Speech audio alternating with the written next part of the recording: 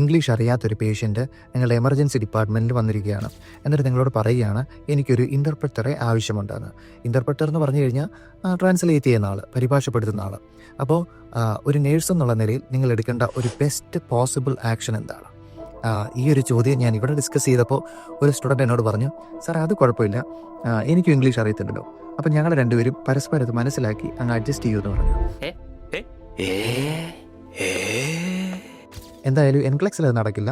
എൻക്ലെക്സിൽ നിങ്ങളുടെ മുമ്പിൽ പല ഓപ്ഷൻസ് കാണും. അതിൻ്റെ അകത്ത് നിന്ന് ഏറ്റവും നല്ല ഒരു ഓപ്ഷൻ ആയിരിക്കും നിങ്ങൾ എടുക്കേണ്ടത്. നമുക്ക് ഈ ഓപ്ഷൻസൊക്കെ ഒന്ന് നോക്കാം. നിങ്ങളൊന്നിൽ പേഷ്യൻറ്റിൻ്റെ ബന്ധുക്കളെ ആരെങ്കിലും വിളിച്ചുകൊണ്ട് വന്നിട്ട് കമ്മ്യൂണിക്കേറ്റ് ചെയ്യാൻ ശ്രമിക്കുമോ? അതോ ഈ പേഷ്യൻറ്റിൻ്റെ ലാംഗ്വേജ് അറിയാവുന്ന റിസപ്ഷനിലുള്ള ആരെങ്കിലും വിളിച്ച് കമ്മ്യൂണിക്കേറ്റ് ചെയ്യാൻ ശ്രമിക്കുമോ? അതോ ഈ പേഷ്യൻറ്റിൻ്റെ ഭാഷയിലുള്ള ഡിക്ഷണറി എവിടെ നേരം തപ്പി എടുത്തുകൊണ്ട് വന്നിട്ട് കമ്മ്യൂണിക്കേറ്റ് ചെയ്യാൻ ശ്രമിക്കുമോ? നോക്കൂ, ഈ സാഹചര്യത്തിൽ ഒരു പ്രൊഫഷണൽ ഹോസ്പിറ്റൽ ഇൻ്റർപ്രറ്ററുടെ സർവീസ് റിക്വസ്റ്റ് ചെയ്യുന്നതായിരിക്കും ഏറ്റവും നല്ല ഒരു ഓപ്ഷൻ എന്ന് പറയുന്നത്. നിങ്ങൾ പ്രത്യേകം ശ്രദ്ധിച്ചുകൊള്ളുക.